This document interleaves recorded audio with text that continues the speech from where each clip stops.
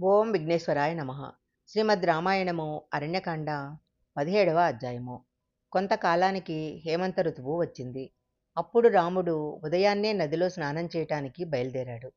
రాముడి వెనకాల సీతమ్మ, లక్ష్మణుడు కూడా వెళ్ళారు. నదిలో స్నానం చేస్తున్న రాముడితో లక్ష్మణుడు, అన్నయ్య, నీకిష్టమైన కాలం వచ్చింది.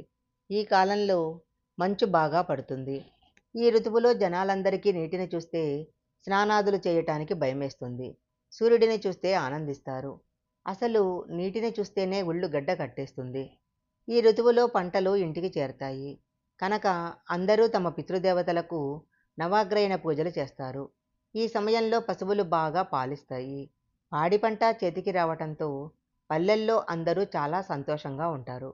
ఇక్కడున్నటువంటి జలపక్షులు నీటిలోకి వెళ్లకుండా ఒడ్డున కూర్చొని ముఖాన్ని రెక్కలలో పెట్టుకొని కూర్చున్నాయి.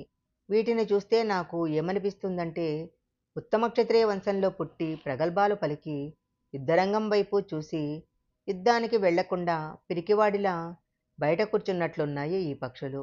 నాకు ఒక విషయం ఆశ్చర్యాన్ని కలగజేస్తుంది.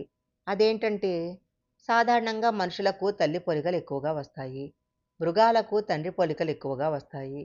దశరథుడు ధర్మాత్ముడు, భరతుడు చాలా మంచివాడు. భరతుడు కూడా నీలాగే ఇప్పుడు నదిలో స్నానం చేస్తుంటాడు. మరి కైకేయ దుష్టబుద్ధి కలిగినది కదా, ఆమె పోలికలు భరతుడికి రాలేదేంటి అన్నాడు. లక్ష్మణ, ఇప్పటిదాకా భరతుడి గురించి మాట్లాడావు. నా మనసు ఎంత సంతోషపడిందో తెలుసా? మధ్యలో కైకమ్మను జ్ఞాపకం తెచ్చుకొని ఎందుకు నిందిస్తుంటావు? అమ్మను అలా నిందించడం తప్పు. ఇంకెప్పుడు అలా మాట్లాడకు. భరతుడి గురించి మాట్లాడు. నేను పరమ సంతోషిస్తాను. భరతుడిని విడిచిపెట్టి నేను ఉండలేకపోతున్నాను. చిత్రకూట పర్వతం మీద భరతుడు నాతో మాట్లాడిన మాటలే నాకు గుర్తొస్తున్నాయి. అయోధ్యకు వెళ్ళి భరతుడిని చూసి రావాలని నాకప్పుడప్పుడు అనిపిస్తుంది అని రాముడన్నాడు. సీతారామ లక్ష్మణులు ముగ్గురు స్నానం చేసి తడిబట్టలతో నిలబడితే వాళ్ళటుగా వెళ్లే వాళ్లకు ఇప్పుడే స్నానం చేసి బయటికి వచ్చిన నందికేశ్వర సహిత పార్వతీ పరమేశ్వరులలాగా కనపడుతున్నారు అని వాల్మీకి మహర్షి చెప్పారు. అలా కొంతకాలం గడిచాక భగవంతుడి నిర్ణయం మేరకు అక్కడికి ఒక రాక్షసి వచ్చింది. ఆమె పేరు శూర్పణఖ. అప్పుడామె మదించిన ఏనుగు నడిచినట్లు నడిచేవాడు, విచ్చుకున్న పద్మాల వంటి కన్నులున్నవాడు, అపారమైన తేజస్సున్నవాడు, మన్మధుని సౌందర్యము గెలవగలిగిన అందమున్నవాడు అయిన రాముడిని చూసింది. అప్పుడామెకు విశేషమైన కామం కలిగింది.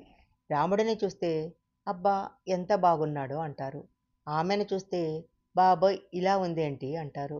రాముడి కడుపు బయటికి కనపడకుండా లోపలికి ఉంటుంది. ఈమె బాణబోర్లించినట్లు పెద్ద పొట్టతో ఉంటుంది.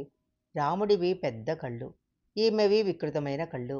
అందమైన జుట్టు రాముడిది, ఎర్రటి తీగలలాగా ఉన్న జుట్టు శూర్పణఖది. మళ్ళీ మళ్ళీ చూడాలనిపించే రూపము రాముడిది, పిల్లలు దడుచుకునే రూపం ఆమెది. రాముడిది మంచి కంఠము, ఆమె మాట్లాడితే కుక్క మరిగినట్లుంటుంది. రాముడు మంచి యవ్వనంలో ఉన్నాడు, ఈమె ముసలితనంలో ఉంది. రాముడెప్పుడూ న్యాయంగా ప్రవర్తిస్తాడు, ఈమెదెప్పుడూ దుష్ట ప్రవర్తన. ఒక్కసారి ఎవరైనా రాముడిని చూస్తే చాలా సంతోషపడతారు. ఈమెను ఎవరైనా చూస్తే వాళ్ళు భయపడతారు.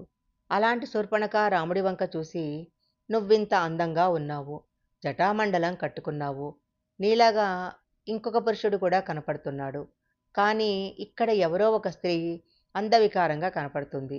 ఇంతకు మీరెవరు అని అడిగింది. అబద్ధం చెప్పటం రాని తనను కోరి వచ్చింది కదా అని లేనిపోని మాటలు స్త్రీల దగ్గర మాట్లాడటం ఇష్టపడని రాముడు ఇలా అన్నాడు. నేను దశరథ మహారాజు పెద్ద కొడుకుని, నన్ను రాముడంటారు. అతడు నా తమ్ముడు లక్ష్మణుడు, ఆమె నా భార్య సీత. మేం ముగ్గురము తండ్రిగారి మాటకు కట్టుబడి అరణ్యాలకు వచ్చాము.